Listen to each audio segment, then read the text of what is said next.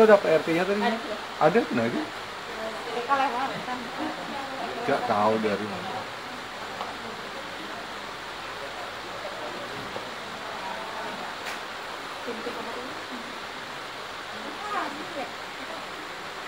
Ada penceramahnya teman-teman, Pak RT.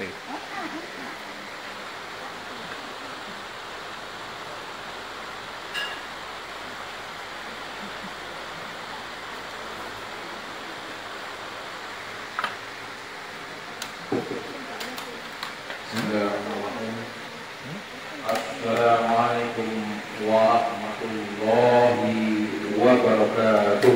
Waalaikumsalam warahmatullahi wabarakatuh. Alhamdulillah, nahmaduhu wa nasta'inuhu wa nastaghfiruh wa na'udzu billahi min shururi anfusina wa min sayyiati a'malina. May yahdihillahu fala mudilla lahu wa may yudlil fala hadiya lahu. Wassalatu wassalamu ala sayyidina Muhammad wa ala alihi wa ashabihi Di depan lagi. wa man tabi'ahum bi ihsanin. Masih dalam suasana Rabiul Awal ya. Sibuk. Bulan keempat Rasulullah, manusia yang paling utama, paling mulia. Itu dilahirkan oleh Allah SWT ke muka bumi ini, dihadirkan bersama dengan kita manusia di akhir zaman, membawa risalah yang paripurna, risalah yang sempurna, risalah yang akan membawa manusia kepada keselamatan di dunia wal akhirat. Kalau kita mau selamat, maka marilah kita memperdomani risalah yang beliau bawa, yakni al-Islam. Islamnya tentunya tidak perlu dikasih embel-embel, ya Islam Islam saja. Islam yang dibawa oleh Rasulullah Muhammad sallallahu alaihi wasallam.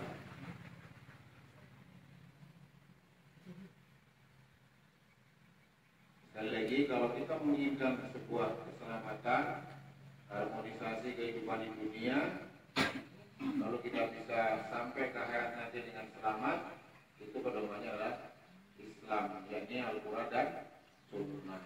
Itu semua dibawa oleh beliau Rasulullah Muhammad sallallahu alaihi wasallam.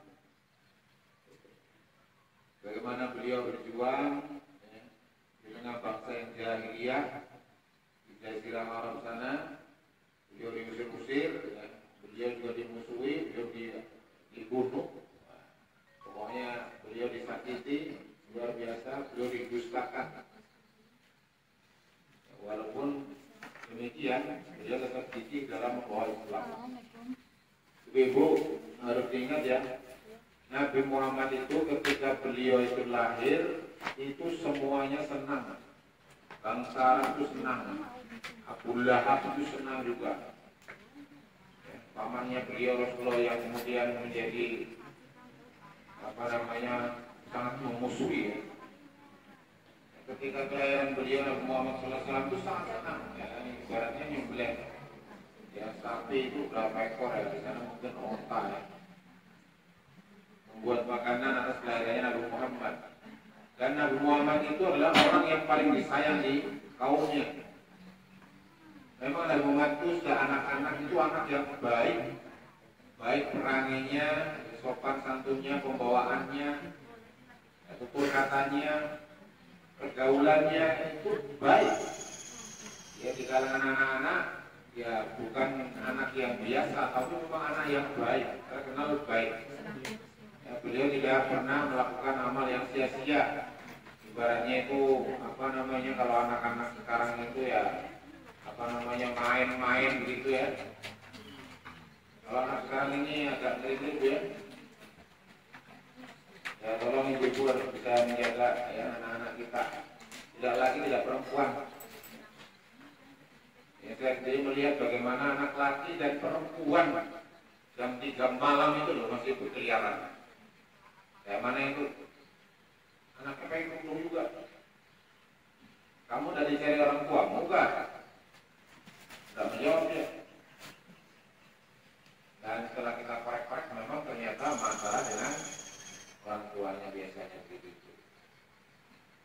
ibaratnya lari lah. Jadi anak-anak yang lari dari rumah ini makin banyak. Mereka mungkin ya orang tua juga di bawah tekanan ekonomi dan macam-macam ya. Lalu anaknya kemudian tidak terperhatikan, lalu pergaulan anaknya tidak diawasi, lalu kemudian dia merasa nyaman berada di luar rumah daripada dalam rumah. Ini menjadi pelajaran kita semua ya, hendaknya walau bagaimanapun juga keadaan perekonomian kita, keadaan keseharian kita itu mungkin menghimpit kita atau kita susah, jangan sampai anak-anak kita ini salah asuhan ya atau tersesat jalannya. Kita perhatikan mereka baik-baik. Ya, nanti mereka punya komunitas itu.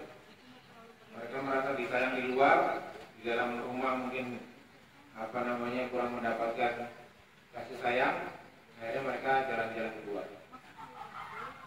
Nah, karena ini titipan Bu ya, amanah ketika semuanya, dan termasuk yang bisa menolong kita nanti ketika kita sudah tidak bisa beramal lagi. Ketika kita mati nanti datang malaikat Israel, lalu kemudian mengambil umur kita, mengambil ajal kita, tidak bisa balik lagi. Amal kita putus sampai situ. Kalau kita ya sudah, amal sholat kita, amal sedekah kita, amal perbuatan kita lah yang berpahala yang kita lakukan itu putus sudah. Iya. Nah, yang bisa menambah pahala itu siapa? Anak yang soleh. Jadi jangan sampai anaknya salah, anak yang salah nanti.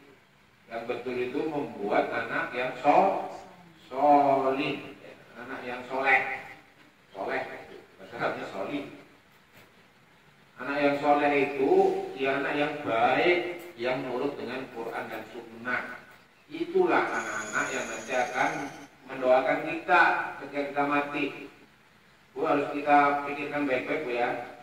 Kita hidup ini di dunia ini sebentar, asli sebentar betul. Nanti tidak tahu kapan kita akan ke alam yang lain lagi, namanya alam akhirat. Jadi serius betul-betul. Kalau kita salah mendidik anak kita, bahaya. Malah kita didik anak kita itu nanti jadi apa? Sudahlah jadi apa misalnya? Bagusan jadi bintang film aja atau penyanyi dangdut itu duitnya banyak. Gak usah lah pakai menutup aurat, gak apa-apa. Nanti kalau sudah punya duit banyak kita umroh aja. Lalu kita didik anak kita menjadi penyanyi dangdut, bagaimana itu nanti? Begitu kita mendidik anak menjadi penyanyi dangdut, tenar dia berhasil dengan membuka auratnya, dengan liuk-liuk tariannya.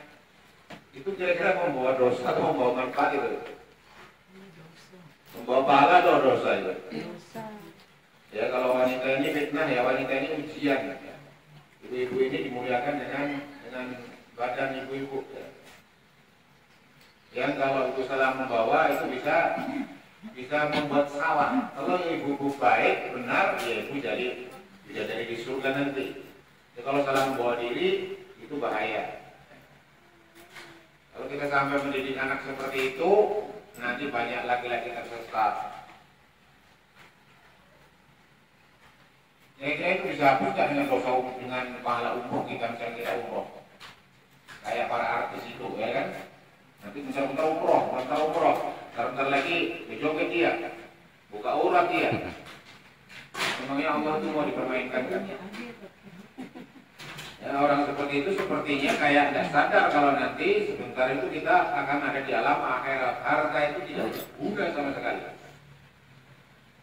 Bahkan apa yang terjadi Bu? Kita mati misalnya, anak kita masih joget-joget begitu, tidak pernah berdoa untuk orang tuanya, tidak berdoa untuk mengampuni orang tuanya, malah dia menambah liuk-liuk, menyanyi sana, menyanyi lenggak-lenggok sana sini, kayak mana? Kita sudah mati, kita dikirimi dosa. Gara-gara kita petunjuk kita kepada anak kita adalah petunjuk yang tidak benar.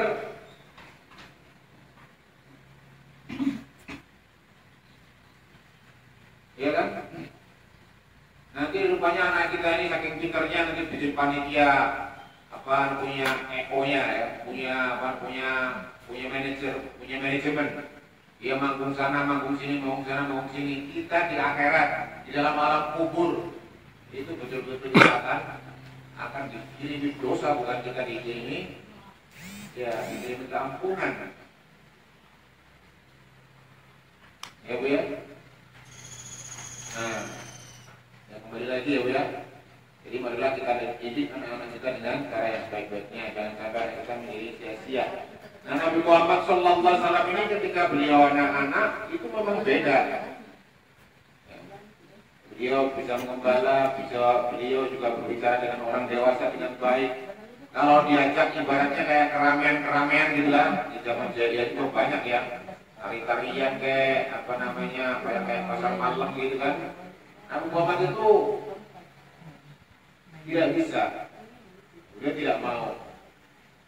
Kalaupun kemudian terhadir di situ, Nabi Muhammad pun tidak larut, beliau malah tertidur.